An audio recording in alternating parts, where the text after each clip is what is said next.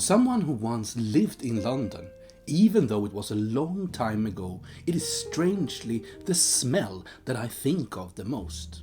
And every time I come back, it's the scent that I love. It reminds me of so many beautiful memories. And the sound, the traffic, the people, the screech of the subway down below as a train arrives on the platform. And of course, that iconic voice. Mind the gap between the train and the platform. This is Edgware Road. London, along with New York, is one of those big cities that, in my world, you simply must visit at least once in your life. That's what I say, even though I've never actually set foot in America yet. But how do you do a city like London justice in a travel guide? Is that even possible? I'm honestly not sure, but I'm at least going to try. Let's start by saying that I'm not planning on list the top 10 tourist attractions. Instead, I'll mainly be speaking to those of you who've been here before and already experienced that part of the old smoke, as London is sometimes called. Or perhaps to you who, even if this is your first trip, aren't actually drawn to the typical tourist traps. There's certainly value in seeing much of what classic London has to offer, and even if you follow my tips, you'll still get to see plenty of the classics like Big Ben, Piccadilly Circus and so on. But this guide will focus on the smaller tips, little gems that I think are worth discovering without getting stuck on either being too alternative or just another standard guide you can find a million of here on YouTube. Moderation is always best. I'll do my best to convey the feeling that London gives you rather than listing things to do. So let's start here. Even though describing the smell will be quite tricky, I guess. But London needs time, probably multiple visits to really grasp this enormous city, its culture. With that, let's dive in. Welcome to Ponyo and Pool Shark's alternative guide to London.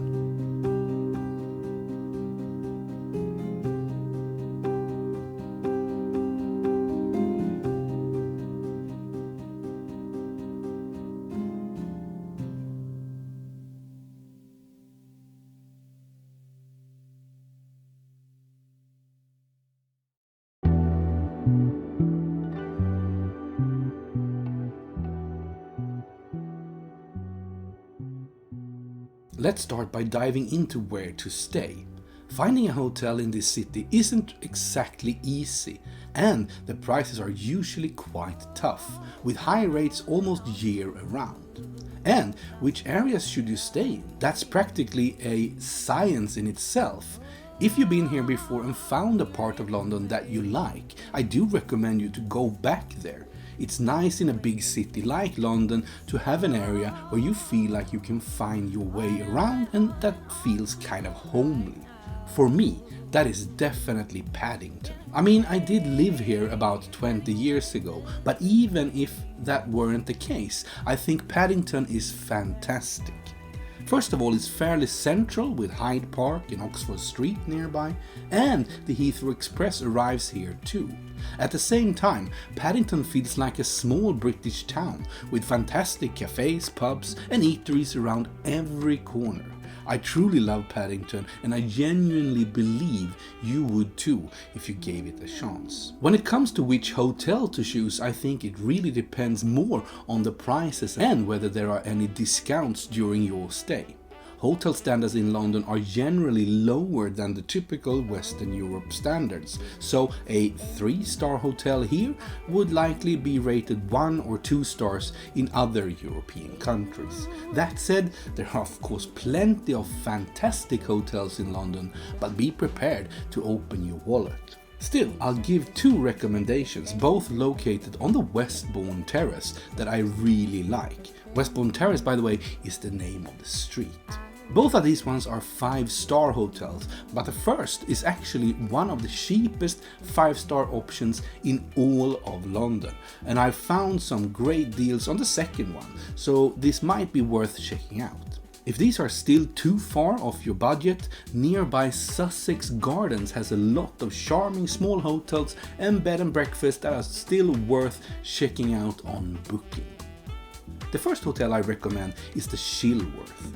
This little oasis is close to Paddington station, which has multiple underground lines and Lancaster Gate on the central line. The service is exactly what you expect from a 5-star hotel in one of the world's top service-focused cities. The rooms are super cozy, the breakfast really good, and there's even a tiny spa with everything from jacuzzi to sauna. Let's see how many years they're gonna last. All of the things we remember from the past. Write about a story. Write about a story from the past.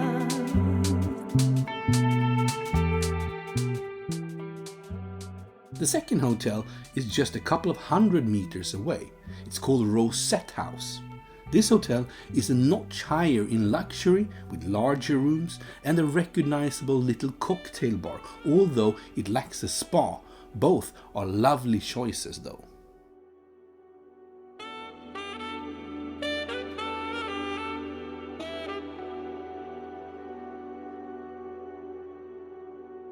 Oh, is it that I don't listen?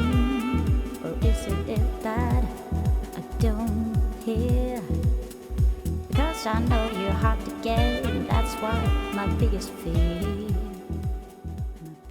I do have an outside the box tip here. It won't be everyone's cup of tea, but it could be an idea for those of you visiting London to sightseeing rather than to party or go clubbing. It's something I've done on 2 occasions, and that is booking a hotel at Heathrow Airport. Hear me out. Like many airports, hotels at Heathrow are often super cheap, the rooms don't get booked up as much, so prices drop, even well in advance. You can find amazing deals at Heathrow or Stansted for that matter, and you can stay well, I mean really well. I'd say for about half the price of what you would cost in the town.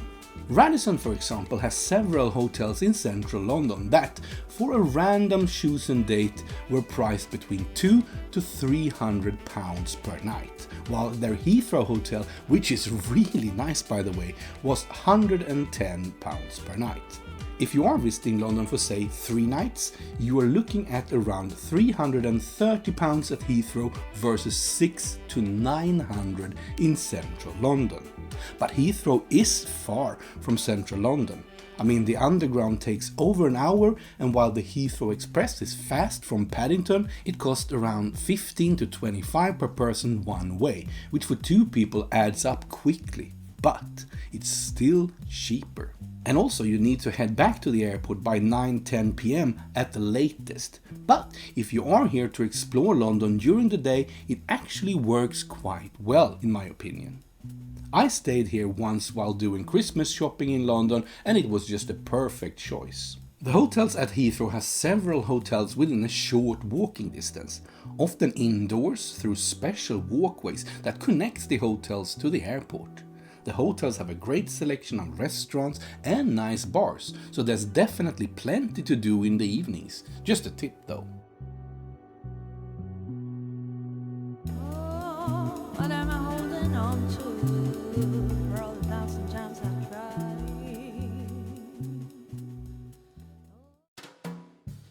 I really think London has its charm in every season, but there is something special in the air during Christmas time.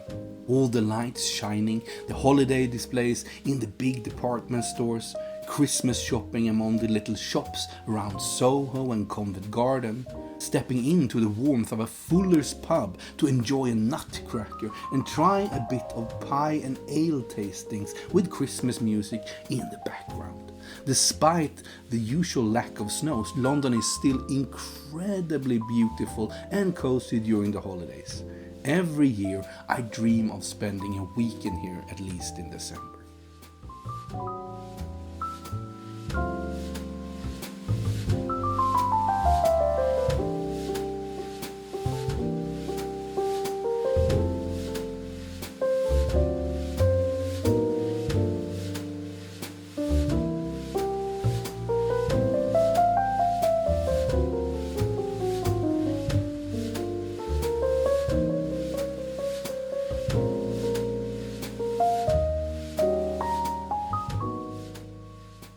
Something that I think is absolute worth your time is to head out to Notting Hill and Portobello Road.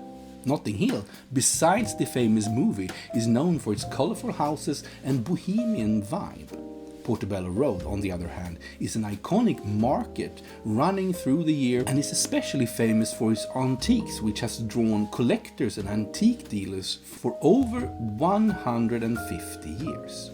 You'll also find clothes, jewelry, art, vinyl records, fresh produce and plenty of unique souvenirs.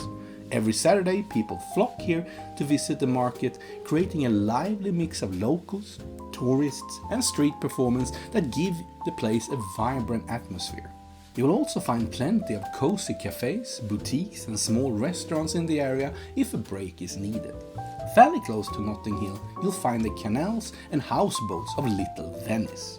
The area offers a lovely walk along the boats and canals, making it perfect outing after visiting Portobello Market the same day. How far you want to stroll and which routes to take, Google can help you recommend.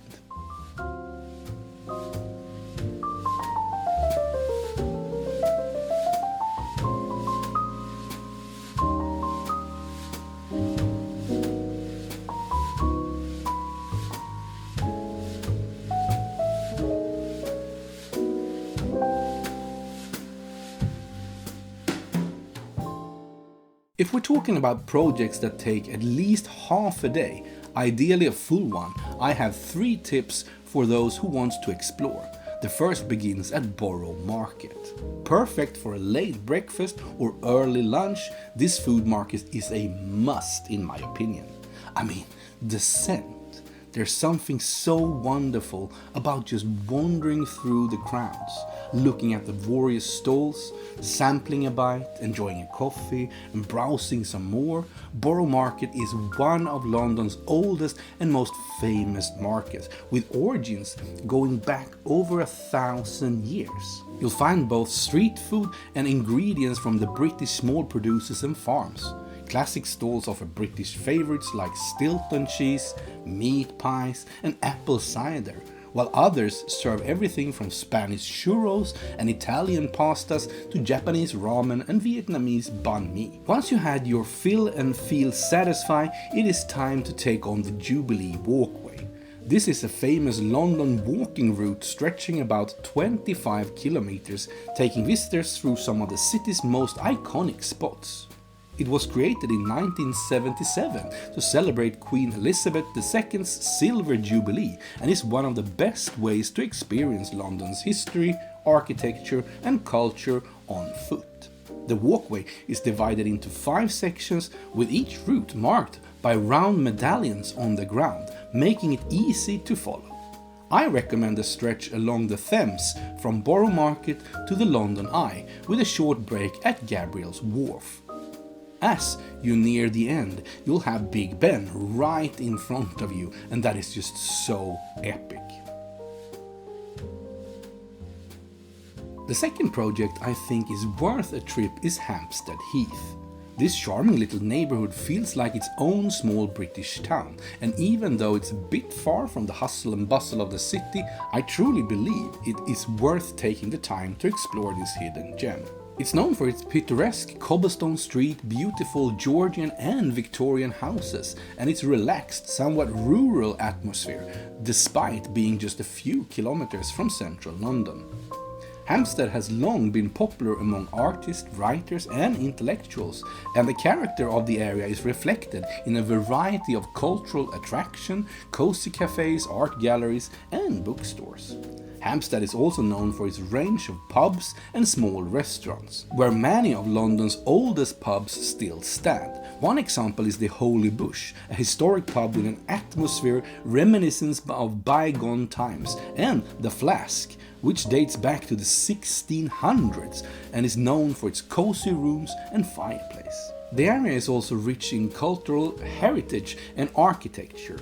Here you'll find Keats House, a former home of the romantic poet John Keats, which is now a museum where visitors can see how he lived and draw inspiration from Hampstead's surroundings.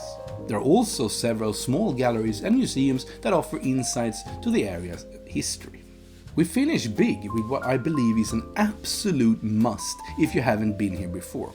Set aside at least half a day for a visit to Kew Gardens, more commonly known as the Royal Botanical Garden, which is considered one of the most famous botanical gardens in the whole world. And believe me when I say that Nadia is usually the one of us who gets excited about flower parks and greenhouses, but Kew Gardens is something I absolutely love, and I hope to visit it during Christmas season in the future as well. One of the most iconic buildings in Kew Gardens is Kew Palace, a royal residence built in the 18th century. The garden also features several impressive greenhouses, including the Palm House, which is inspired by Victorian architecture and houses tropical and subtropical plants, as well as the Princess of Wales Conservatory, which contains various climate zones with plants from around the world. It also offers a range of themed gardens, art installation, and an extensive network of walking paths. Visitors can enjoy strolling through the beautiful landscaping, participating in guided tours, or simply relax in one of the many lush oases.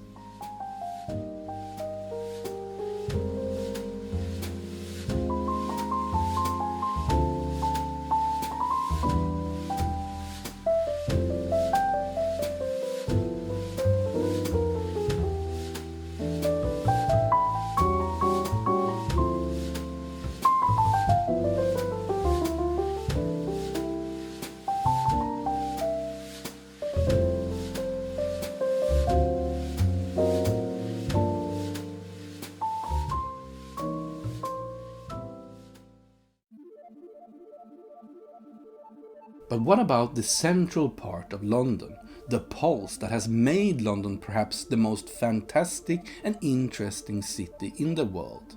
Yes, there is plenty to do here, from the major shopping streets of Oxford, Regent and Bond Street with their crowds, large department stores and world-class shopping, to charming side streets filled with pubs and eateries. You have the musical and theatres of the West End, along with the small shops around Soho and Covent Garden. I think you should visit at least one of the famous department stores.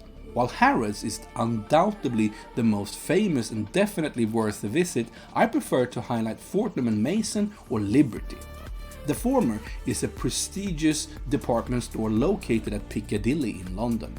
It was founded in 1707 by William Fortnum and Hugh Mason.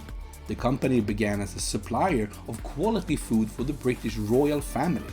Today, Fortnum & Mason is known for its luxurious products, including gourmet foods, chocolates and fine wines, as well as perhaps the best coffee, tea and cake selection in the entire world. I always manage to come away broke after my visits. The bar at the top is perfect for an afternoon cocktail, unless you of course went all in on the afternoon tea. As dinner time approaches, we head into Soho. This is where you want to spend your evenings in the city. Pubs, bars, restaurants and clubs around, along with the theatres around the West End. Kingly Court is a lively and trendy food market located in Soho. Reminiscent of a large food court, it features an outdoor courtyard surrounded by several floors of different restaurants and cafes. Perfect for a dinner or some people watching as the evening sets in. You'll find everything from international street food and healthy options to gourmet restaurants. The aromas call out grilled meats, garlic and coffee. I love the buzz of all the people here on the summer's evening, as the sun sets over England's capital. But one place that draws me even closer is Chinatown. When I lived in London, Chinatown felt somewhat dull. Now it's an absolute must visit, offering some of London's most culinary experiences. In recent years, amazing little restaurants have sprouted up here, showcasing a wide variety of Asian cuisine, primarily focused on Chinese food of course. And the atmosphere. When I'm here, it really doesn't feel like I'm in Europe anymore. It's like a small world of its own, a part of Asia, transported to us. I dream of being here just as much as I dream of London itself. And then, when the meal is done, I set off into the heart of Soho to experience the last hours of the day with a beer or a drink at a cozy bar.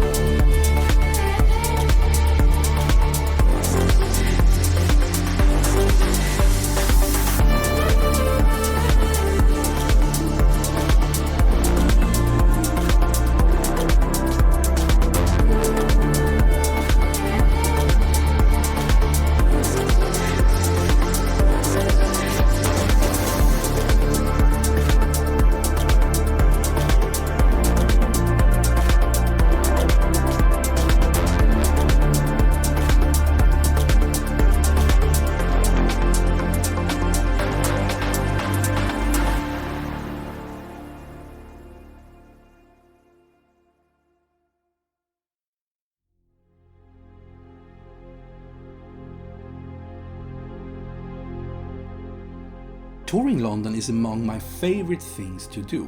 While I love discovering the authentic and genuine aspects of almost all cities and places I visit, I truly want to feel like a tourist here. It's magical, in fact. The memories of the time I lived here, the friends I had, the Christmas I celebrated with all the other Swedes, and my nights out among Soho's nightlife remains with me as if they happened yesterday. But now is now. Now I want to stroll hand in hand with Nadia among the cozy shops, sit in a pub with a friend and talk the London night away over too many beers, wandering around in search of Christmas coffee at Harrods. Everything has its time, and the next time I visit London will be a new chapter with new things to discover. In the end, always remember, however, it is not about the destination. It is what you make of it that counts. Till next time, stay safe.